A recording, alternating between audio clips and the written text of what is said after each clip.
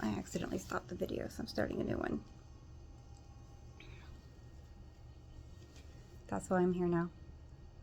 And because of my potassium. I was at the ER and they admitted me and they kept me for 2 nights to get my potassium back up because it was so low, and I guess it was going on for so long that it takes time for the body to restore it. So it was just, the numbers were just slowly ticking up.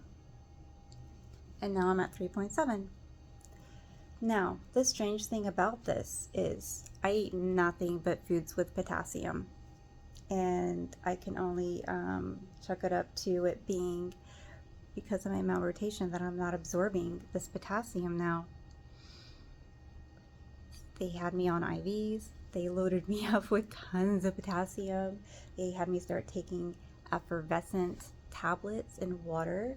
They wanted to give me the hard pills, and I explained to them that hard pills aren't really good on my sensitive digestive system.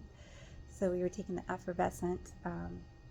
I can take hard pills. They're not always real comfortable. I'm not sure if they're going to prescribe the hard pills or the effervescent because I've been trying to get them to do effervescent.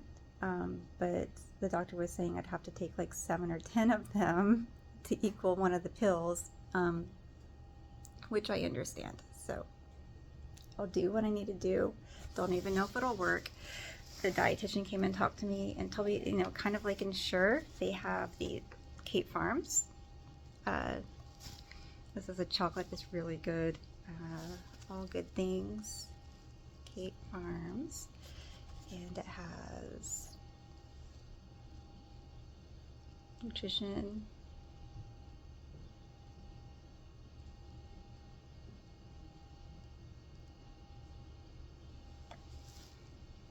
potassium, 260 milligrams, and the doc said that's pretty good for a drink. I asked them if they could possibly prescribe it. I mean, it doesn't hurt to look, right? And the hospital system's not really set up for prescribing things like that.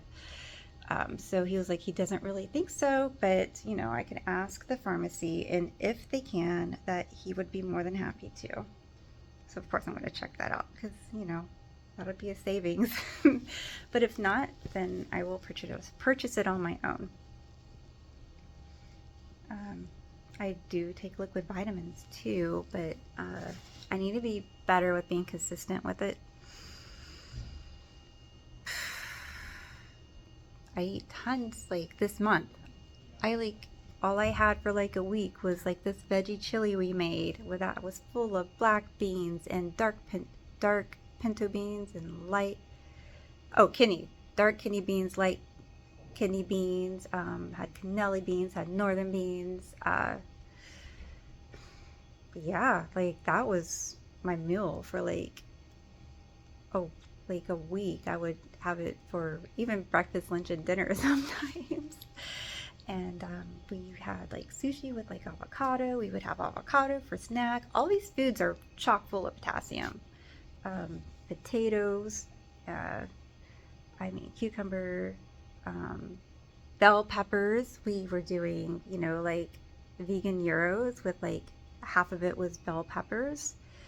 And, you know, we ate off of that for like a long time too, because that was very delicious. Every day I consumed a lot of potassium, and I just, you know, was not getting into my body. Just getting to that. I'm just hoping that it doesn't create permanent damage before my surgery, that once I have my surgery that things can be normal, like, you know. I would like to know what it's like to be normal. But regardless, I should be a lot better afterwards. Okay, so yes, I guess that brings us to the next topic that I keep saying I'm going to talk about, the surgery. So, I need to drink this potassium.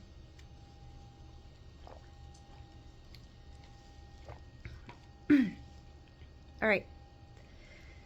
With malrotation, the gold standard for procedure is the Ladd's procedure, which was invented in 1932 by Dr. Ladd's. It's been the gold standard.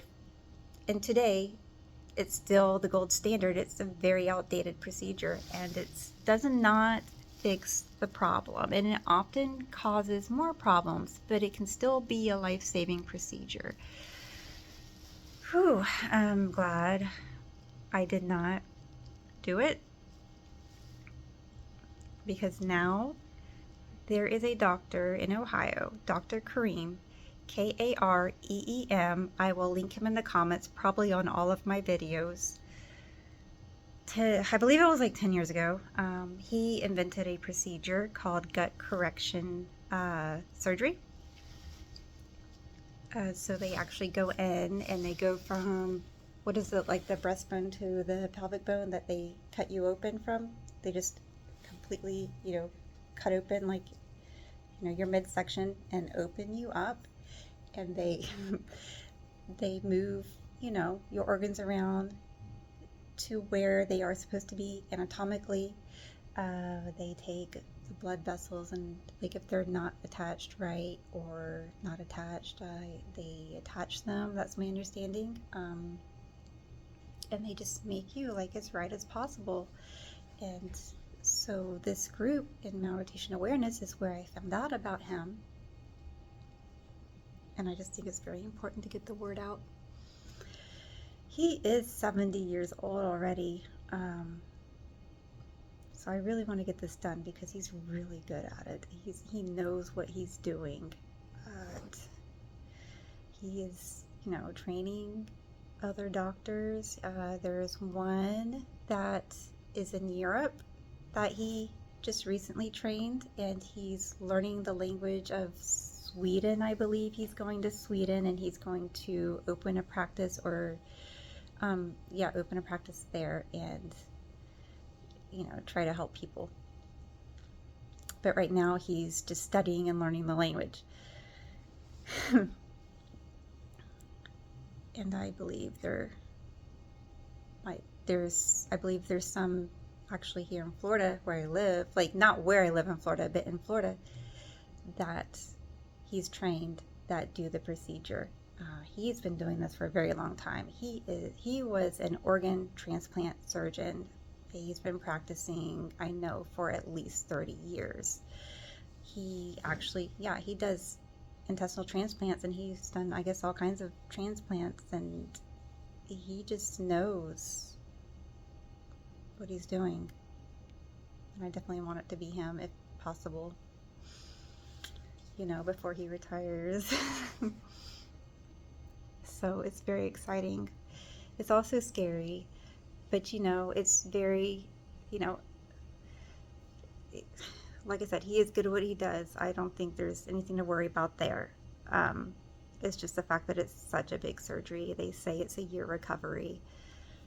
But all the people have done it, they say, they don't lie. They're like, no, it's not a fun thing to go through, but it's worth it, and it's changed my life, is what I've heard all of them say. Right, so there you have it. I guess that's kind of the gist of it. And I will probably do some more videos on this as I collect my thoughts more.